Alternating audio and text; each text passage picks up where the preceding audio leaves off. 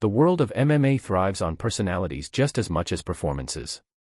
In recent days, that truth has been on full display after Sean Strickland publicly criticized rising heavyweight Josh Hokit, not for his skills inside the cage, but for the way he presents himself outside of it. At the center of the controversy is a blunt, no-filter quote from Strickland that quickly went viral. "Dude, you're almost 30, you're acting like Jake Paul when he was 13. It's a statement that perfectly captures Strickland's personality, raw, confrontational, and unapologetically direct. But beyond the shock value, it also reveals a deeper clash in MMA today: authenticity versus entertainment. The criticism, "You made it, act like it." Strickland's issue with Hokit isn't about fighting ability. In fact, most observers agree that Hokit is one of the fastest rising heavyweights in the sport, already building an undefeated streak and gaining serious attention. The problem, according to Strickland, is the persona. Hokit has leaned heavily into a theatrical style, rhyming promos, exaggerated trash talk, and WWE-style antics designed to grab attention. While that approach has clearly worked in terms of popularity, Strickland sees it differently. To him, it comes off as forced. Reports describe Strickland comparing Hokit's behavior to a WWE skit and criticizing it as unnecessary for someone who has already proven himself in the UFC.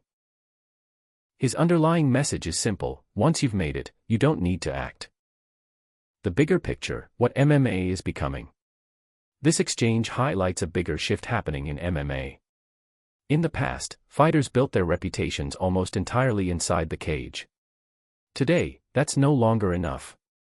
Modern fighters need social media presence, marketability, personality. Hokit embraces this reality. Strickland resists it. Neither approach is wrong, but they lead to very different careers. Why fans are split. The reaction from fans has been divided. Some agree with Strickland, arguing that MMA should stay authentic and not turn into entertainment-driven spectacle. Others support Hokit, pointing out that personality is what draws new audiences and keeps the sport growing. This debate isn't new, it's the same tension that exists in boxing, pro wrestling, and even bodybuilding. The difference is that now it's happening in real time, with fighters openly calling each other out. Respect versus relevance. Two philosophies collide.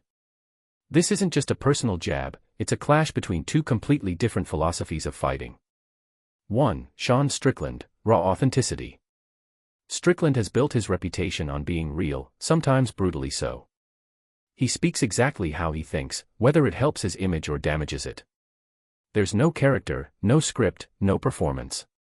What you see is what you get. 2. Josh Hokit, entertainment first. Hokit represents a newer wave of fighters who understand that modern MMA isn't just about winning fights, it's about building a brand. His over-the-top personality isn't accidental. It's strategic, and based on his rapid rise, it's working. The Jake Paul comparison, insult or reality. By comparing Hokit to Jake Paul in his early days, Strickland wasn't just throwing an insult, he was making a point about maturity. Jake Paul became famous through exaggerated behavior, controversy, and attention-grabbing antics. For Strickland, putting Hokit in that same category suggests that he sees the act as immature, overdone, unnecessary for a serious fighter. But here's the twist: Jake Paul's approach worked. And in many ways, so is Hokit's. That's why the criticism isn't so clear-cut. Hokit fires back. As expected, Hokit didn't stay quiet. After Strickland's comments, he responded by challenging him and dismissing the criticism, even suggesting that Strickland might be jealous of his growing popularity. From Hokit's perspective, the persona is not a weakness, it's an advantage. In a sport where fighters often struggle to stand out, being memorable can be just as important as being skilled.